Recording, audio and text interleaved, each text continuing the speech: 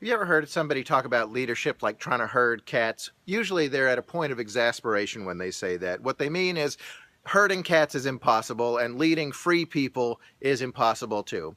Well, there is a way to herd cats. What you do is you don't try to reason with them. You don't try to convince or cajole a cat. What you do is you open up a can of cat food and start walking. Those cats are going to fall in line and follow right behind. They want a taste of that liver or chicken or whatever that disgusting thing coming out of that can is.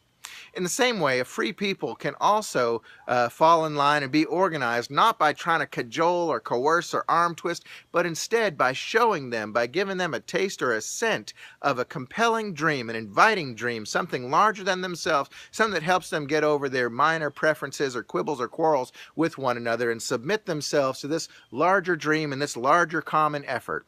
Something like that happened at Oak Ridge a few years ago. We figured out a way, and I want to share that with you today, see if you might put it to use in your congregation.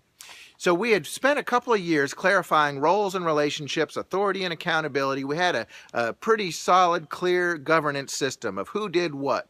And we had goals, mission, vision, all that stuff. But what happened is for about a year, the ministers and staff were turning around, trying to do our job, being faithful to the board, trying to turn around to the congregation and say, now, church people, here's what you need to do. You need to follow the goals in this way, do these ministries, do these programs. It was a whole arm-twisting kind of enterprise, and it didn't work at all.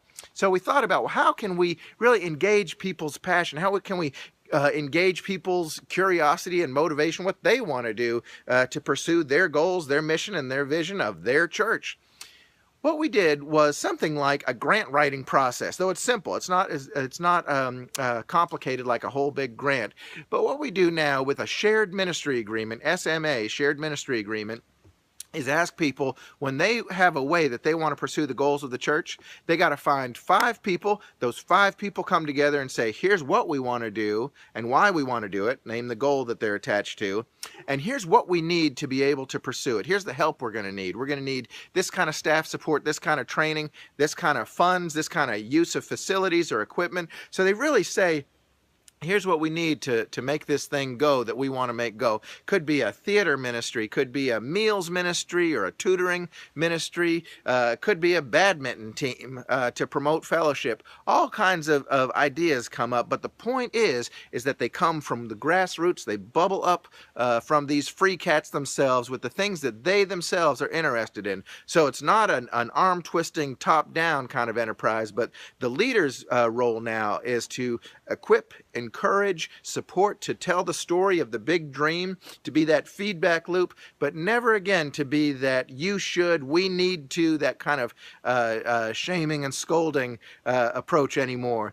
Instead, the joy that I have in leadership is to encourage people, to cheer them on, doing ministries that they want to do. Now, here's the trick. As a leader, you need to be able to sit on your hands. You may see a great opportunity, a great way to fulfill or to pursue the goal, and you can put that out and share that with people, but if 5 people don't show up saying, we want to do it, you got to let that thing pass.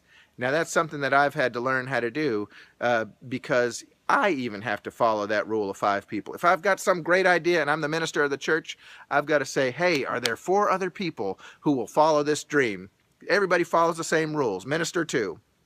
So, if you're interested in your church coming alive with purpose and passion, with people investing in ideas that they themselves have had, but you don't want it to be like cats rambling all over the place, the way to marry top down and bottom up is to have some clear shared goals, mission, and vision. But instead of then keeping on with that top-down approach, get some bottom-up energy by having some sort of invitational system that says, how can you clarify and name those things that you really want to do in your life, that you want to do as part of a team, that you want to do to change your own life and to change the lives of this community?